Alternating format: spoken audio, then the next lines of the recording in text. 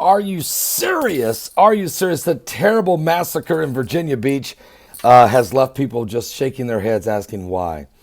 A disgruntled employee went on a shooting rampage in the city building, of course, in Virginia Beach, Virginia, killing 12 people before he died after a fierce gun battle with officers.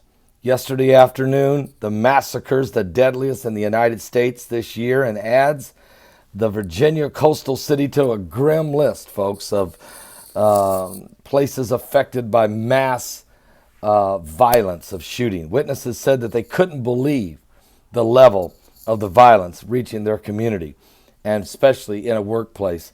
Matter of fact, you see this on the news all the time, but you just never, ever think it's coming to you. You pray for the people and you hope they're okay, but you never think it's going to happen to you. That was Megan Banton, who was in the building, and she was barricaded with her coworkers. I have an 11-month-old baby at home, she said, and all I could think about was trying to get back home to him. As the stunned community tonight and this morning of Virginia Beach mourn and ask why, authorities say it's a little too late to figure out the motive, other than he was the individual was disgruntled. But right now we have a lot of questions. The whys, that's going to come later. Right now we just know this. It is a very, very sad day in Virginia Beach, Virginia. Matter of fact, the gunfire started at the end of the workday last night while people were still visiting the municipal building for business. The shooter was identified as Dwayne Craddock, and according to the law enforcement officials and a Virginia government source, he fired discriminately through all 3 floors of building number 2 of the city's municipal center there in Virginia Beach, Virginia. They describe him as a current long-time public utilities worker with the city of Virginia Beach. A Virginia government source briefed on the investigation was telling the reporters, saying he was a very disgruntled employee. The 40-year-old man was a certified professional engineer in the city's public utilities department. He's listed on the department's news releases as the point of contact for information on local road projects over the past several years. Now, Craddock's parents reached by phone Friday evening told CNN that they weren't aware that the son had been involved in the shooting and that the law enforcement hadn't contacted them. They confirmed their son worked at the city's public utilities department, but said they weren't aware of any trouble that he was having with his employer.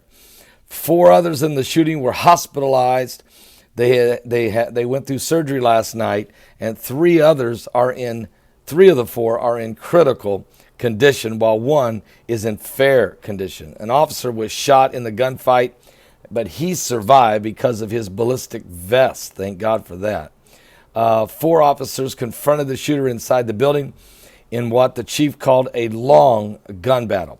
2 veteran detectives and 2 K-9 officers entered the building and began to shoot out with the suspect, and they helped stop him from committing more carnage. The suspect was wounded.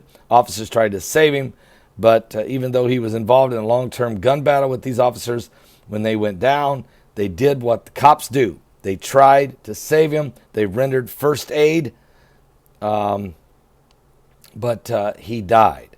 Now, the 12 people that he killed, 11 of them all worked there at the Virginia Beach Municipal Center.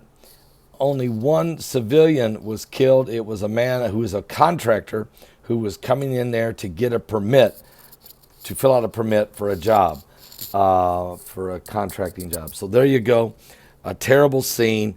Our prayers are going out to everybody in Virginia Beach, Virginia, and for the entire area there and for our country, as once again, evil lurks in the hearts of men.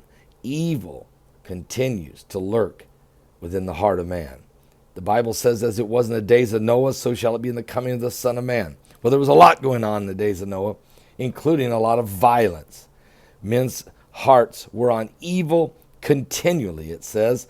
Every imagination of their heart was on evil continually. malice, madness, murder, meanness. It's all part of the last days. I'll be back with more current world events and how they relate to biblical prophecy. We're living in the end times.